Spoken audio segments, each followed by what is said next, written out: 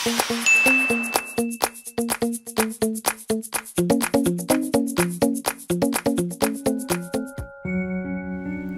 28, 2008. Dear you, kailangan ko na palang sulitin ang last 4 months na magkasama tayo.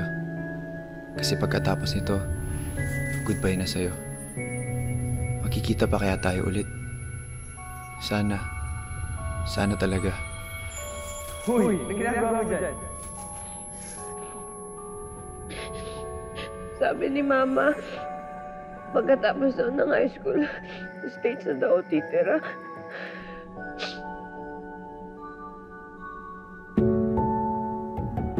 December 10, 2012. Dear you, you just told me the most painful words I have ever heard from a girl. Nel! Kit. I have an offer to work abroad. I'll be with Ben. Tara, celebrate tayo. Sige, ikaw na lang. Success mo naman yan eh. Uy, grabe ka naman. Kala ko ba best friends tayo? Alam mo, siguro kaya kami miserable kasi selfish ka. Manhid ka talaga. January 13, 2014. Dear you, I realize now that I am nothing without you.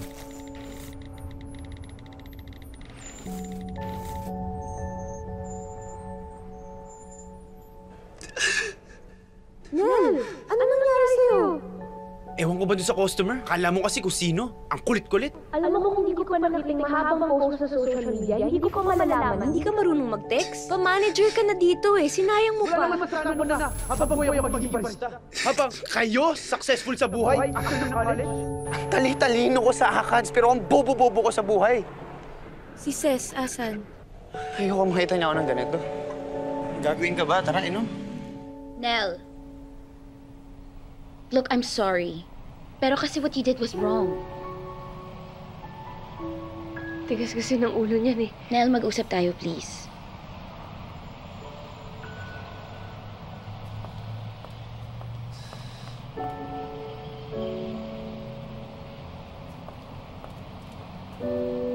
January 26, 2015. Dear you, sobrang saya ko na na-promote ako to junior reporter. Kaya lang, wala ka naman yatang pakialam.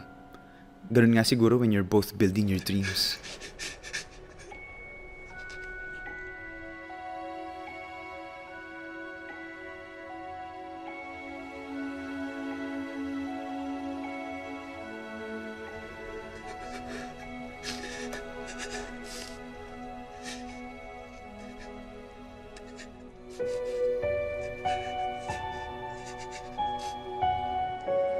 Kit!